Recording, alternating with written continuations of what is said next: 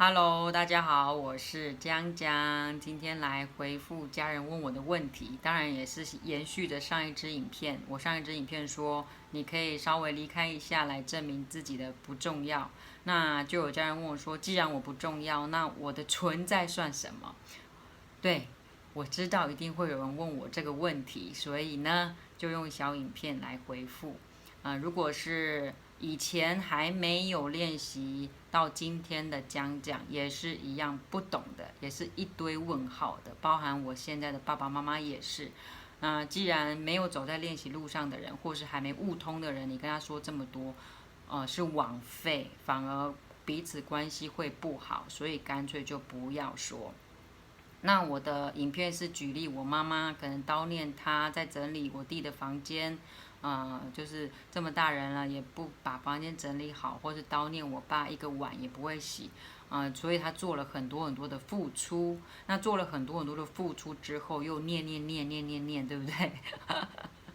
好，那这是一般通病啦，包含以前的我也是这样子，一直付出，一直付出，然后一直叨念，一直叨念。那其实这样子。并不会把你被别人看得更重要。应该说，我们走在身心灵路上的人，应该要明白，我们的存在是为了要证明什么？你我他，你我他都是我，都是我的概念。那刚刚比喻我妈妈，她可能叨念谁，叨念谁，她做了很多的付出，可是却又叨念，然后叨念是为了要让别人了解他的存在，了解他的付出，他就是我妈妈，然后也就是他自己把自己付出的那一部分看得很重要，然后看得很重，看得很多，所以呢，这样子就是要别人了解他的存在，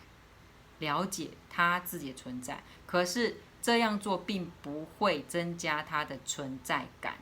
不会增加他的存在感。这是一般练习的人，我自己觉得通病啦，也是算是恶性循环的一部分，包含以前的我，不是说我以前就很好，不是，只是现在悟通了。那怎么样悟通呢？我说过了，我们练习路上，我的不重要，不代表我存在算什么，而是说我的存在只是为了找到你我他都是我的概念。如果你悟通这一切，为什么我常说凡事利他？因为我已经知道，当我在凡事利他的时候，不是真的利他，而是真的会回来到利己的部分。我也讲过无限大的这个符号的概念，你付出去多少，会放大3倍、5倍、10倍，然后再回流到自己身上。所以今天如果一样，我妈妈那个小故事。如果他是真的为了我弟弟好，为了我弟弟好，给他一个好的环境，他帮他打扫，却不叨念，他真心的是希望他拥有一个好的环境。有一天我弟弟就会发现他的好，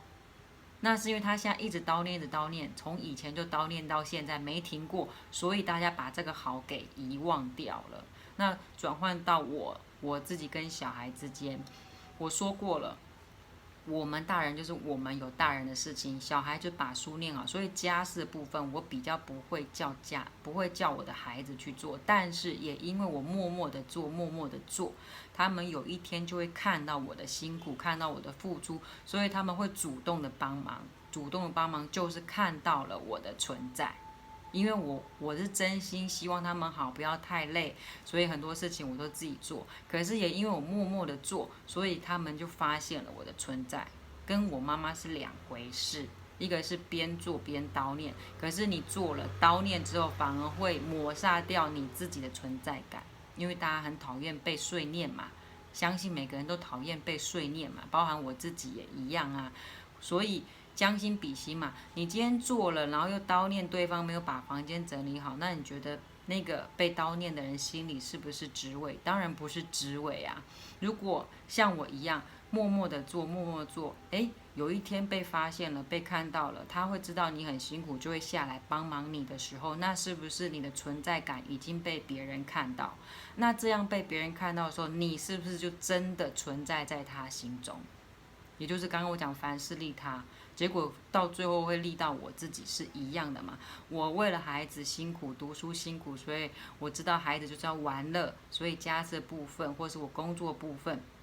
我常常不会主动叫他们帮忙我，都是我自己做。但是我做着做着，他们都会接手说啊，你休息啊，你好累，你很辛苦，你去旁边休息。他们就会自己接手来做这件事情，不是我指使他的哦，是他自己看到了我的辛苦，然后去做这件事情。那是不是相反的，我的存在就被他们看到了？那也就是说，这样的凡事利他，就是去训练你，你是为他好，是真心为他好，还是为了你自己想象中的好？那像如果我妈妈她这样叨念，也就是她活了这么大岁数，仍然没有办法接受原来她儿子就是这个样子，或者说活了这么大把岁数，她还没有办法接受我爸爸就是这个样子，那她就会一直这样刷存在感，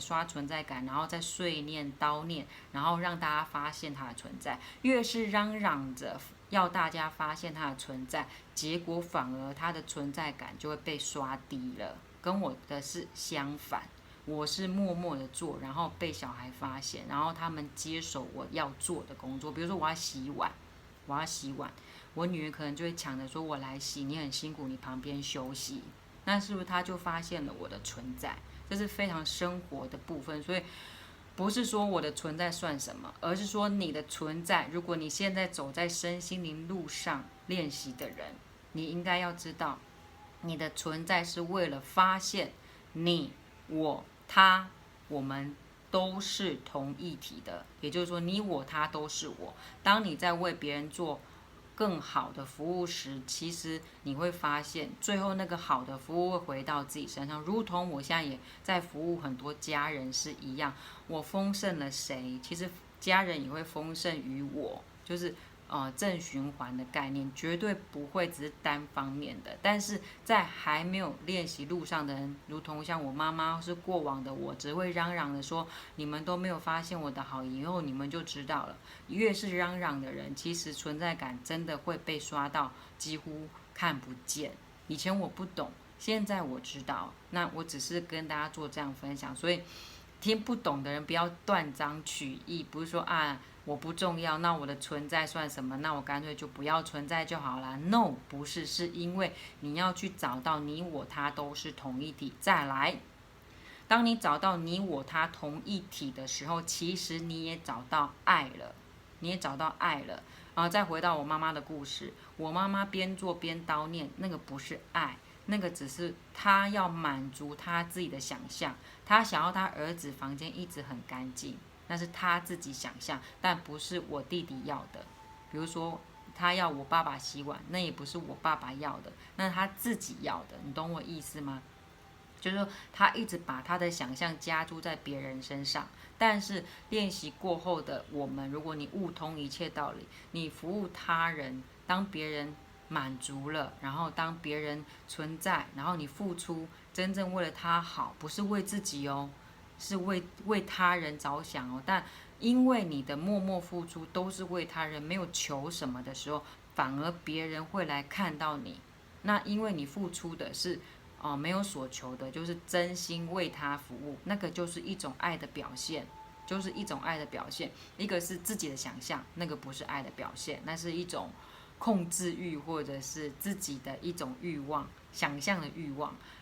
但是另外服务他人就是凡是利他部分，那个你在边做的同时，其实你已经边找到爱的表现了。当你找到爱的表现时，爱也会回到你自己身上，意思是一样。也就是说，我觉得在练习路上，如果能够悟通这个道理，就是你的存在其实是为了找到你我他同一体。之外，你在做服务的默默服务的同时，其实你也慢慢点滴找回爱的感觉，因为你付出去的都会再被放大3倍、5倍、10倍回到自己身上，那就是一种爱的暖流。那也就是说，当你越是这样走着，这样练习着，